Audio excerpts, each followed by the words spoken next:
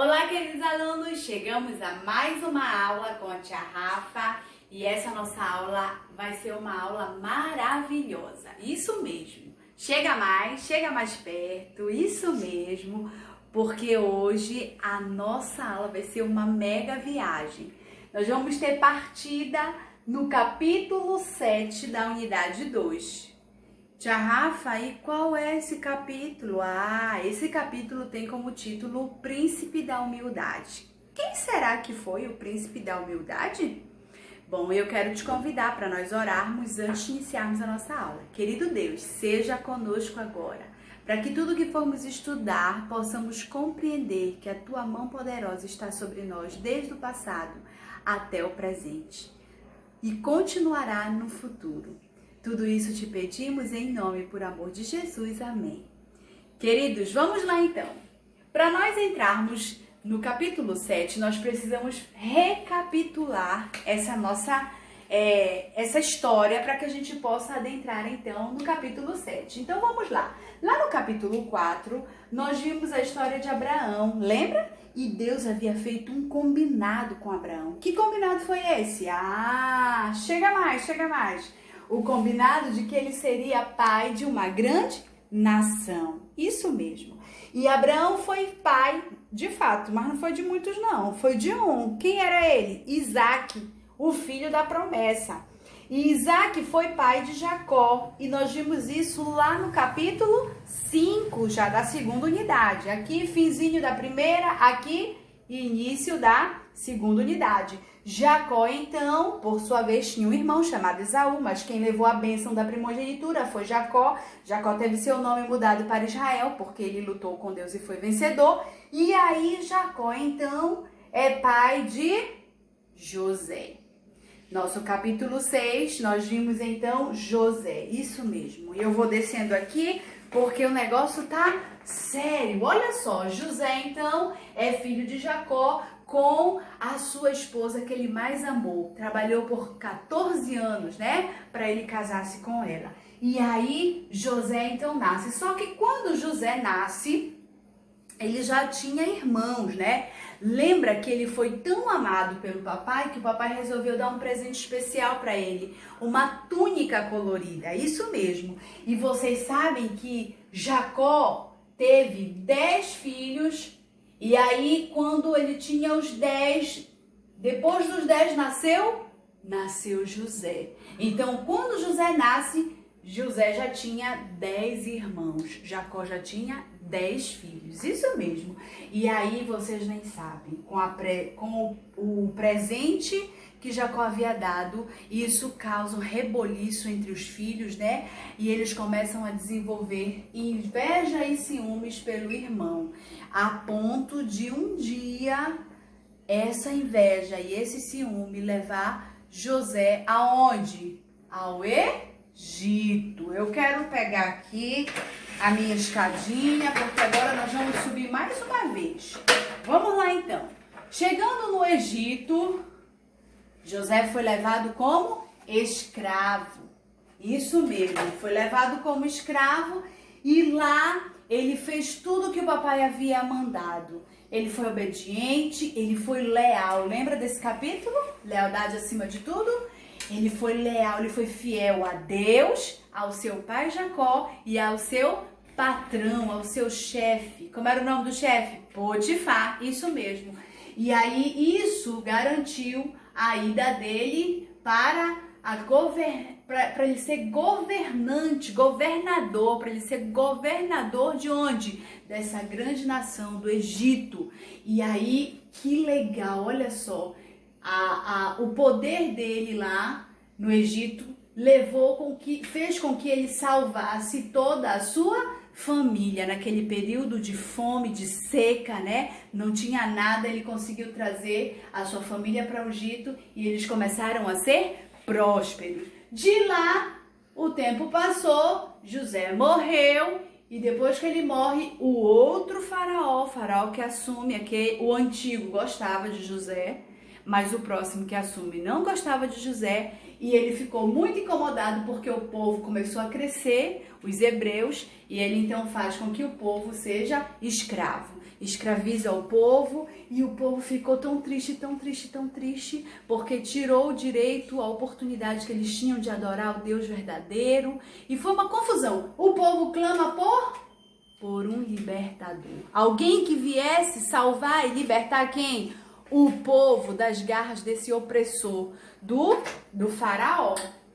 E aí da família, vamos entrar agora então ao nosso capítulo 7, da família de Arão e Joquebede, né? Com os filhos Arão e Miriam, nasce um bebê lindo. Você sabe quem foi, né? Eu vi você soprar o nome aí. Nasce um bebê lindo que precisou ser escondido porque havia um decreto, né? Que era para matar todos os meninos, né? Por quê? Porque tinha que diminuir o número desse povo, né? Por quê? Por que esse povo crescia bastante? Lembra?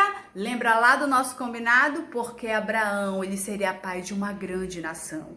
E Deus, então, estava abençoando o seu povo. E o povo crescia, e o povo estava sendo numeroso.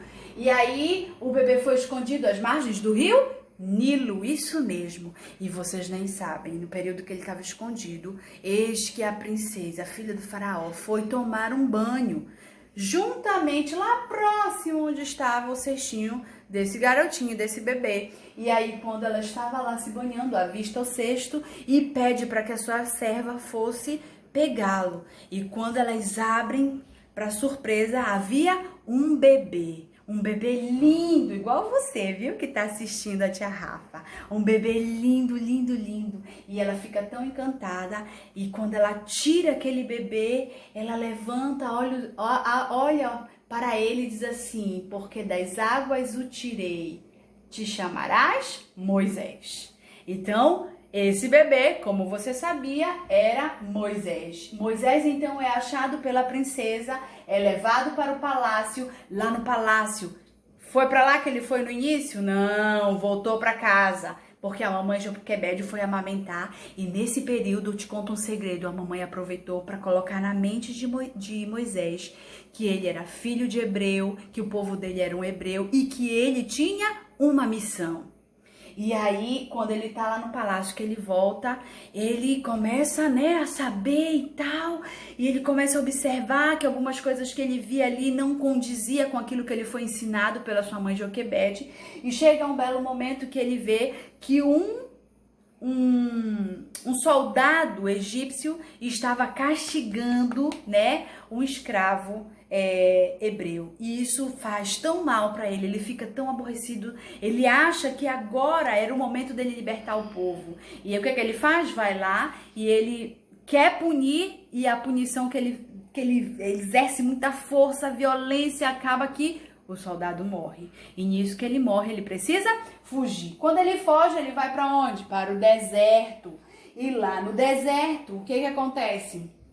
Lá no deserto, Deus então fala com ele, porque aqui ele não estava preparado. Não estava preparado não, ele ainda era muito imaturo. E aí Deus então conversa, prepara ele de uma tal forma que quando ele completa 80 anos, ele então volta. É em um momento muito especial, onde Deus o chama, né, na sarça ardente, né, onde aquela árvore tocava fogo, mas não se queimava, que era a presença de Deus. Deus então fala assim: agora sim, Moisés, agora volte lá e vá fazer o que você precisa fazer para a missão que você veio então a esse mundo, que era então libertar o povo. Quando Moisés volta ao Egito, Faraó não permite a liberação do povo. E aí o que acontece? Tia Rafa, Faraó malvado esse, muito malvado. O faraó, então, endurece seu coração. Mas eu queria te falar que houve 3 propósitos pelos quais Deus, então, manda aquelas pragas tenebrosas ali no Egito. Eu quero te convidar a abrir o seu livro na página 56. Vamos descobrir juntos? Lá na página 56 nós lemos o seguinte, olha só. Nós lemos assim: primeira, mostrar ao faraó e ao povo egípcio o seu poder. em contraste com a fraqueza dos ídolos e deuses adorados por eles. Vejam, eles iam mostrar, ao mandar as pragas, Deus iria mostrar ao povo egípcio quem era esse Deus que estava com Moisés, o Deus poderoso, o Deus verdadeiro, e que ele estava acima dos deuses que eles adoravam, os egípcios.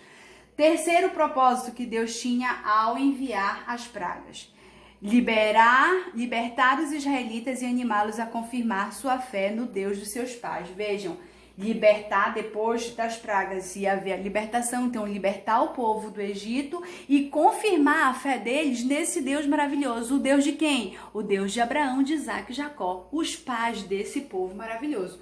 Terceiro propósito, qual era? Despertar no povo judeu a confiança em Moisés, o seu líder.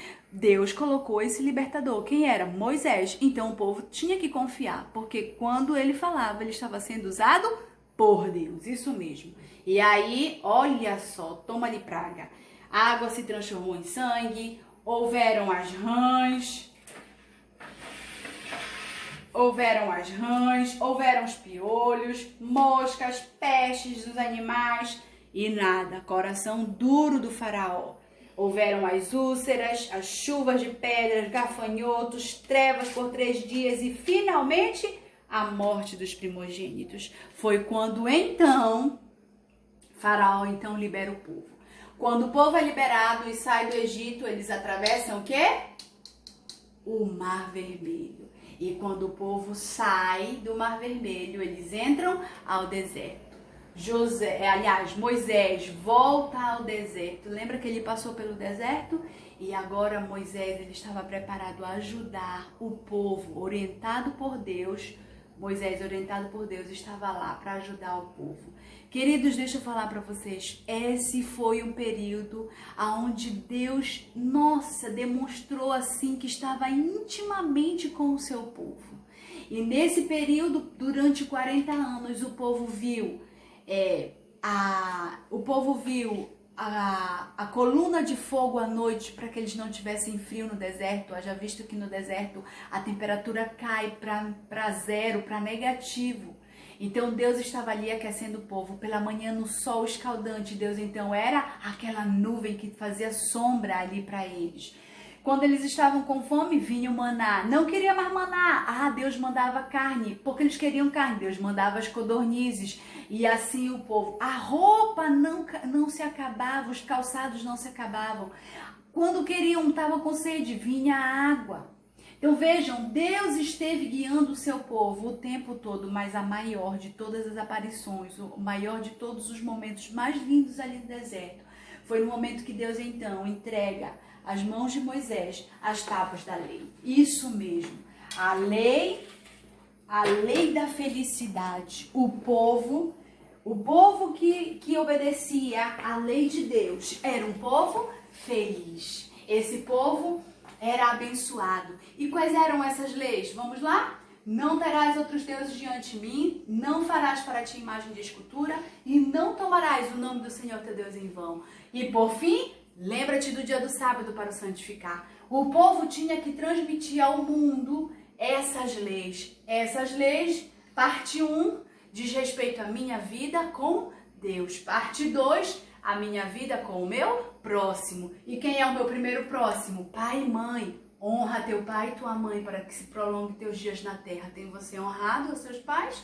E depois vem, não matarás, não adulterarás, não furtarás, não dirás falso testemunho contra o teu próximo e não cobiçarás. Isso mesmo. E assim, Moisés pôde entregar ao povo, a tábua da lei. Essa lei maravilhosa que hoje nos protege do mal. As pessoas que obedecem à lei, elas podem viver tanto de boa, felizes com Deus, quanto com o seu próximo. E aí, queridos, a gente termina a história de Moisés contando um fato muito interessante. Moisés não pôde, então, adentrar na terra prometida. Por que, tia Rafa? Porque no deserto teve um episódio em que ele bate na rocha. Deus diz assim, olha, só toca com o cajado na rocha. Só que ele estava tão chateado com o povo que ele então bate, ele fere a rocha. E Deus falou assim, olha, porque você fez isso, você não vai morar na terra prometida.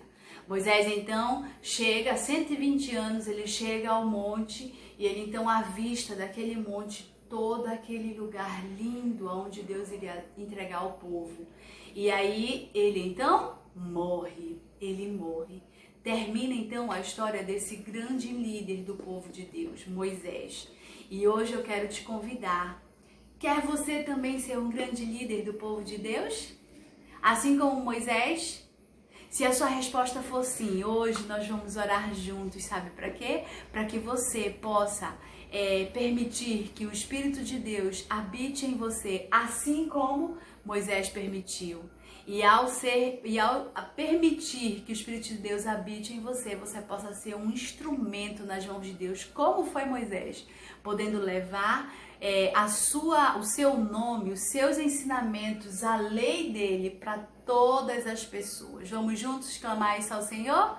Querido Deus, muito obrigada, porque na tua palavra nós lemos, nós ouvimos, nós vemos, Senhor, o quanto Tu és bom o tempo todo.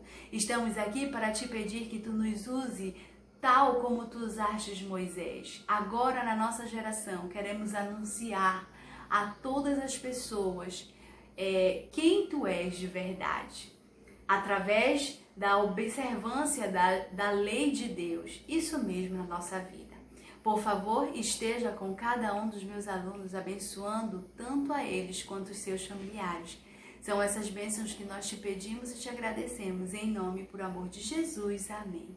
Queridos, um beijo no coração e até a nossa próxima aula. Curte, porque deu um trabalhão fazer isso, viu? Beijo, tchau, tchau!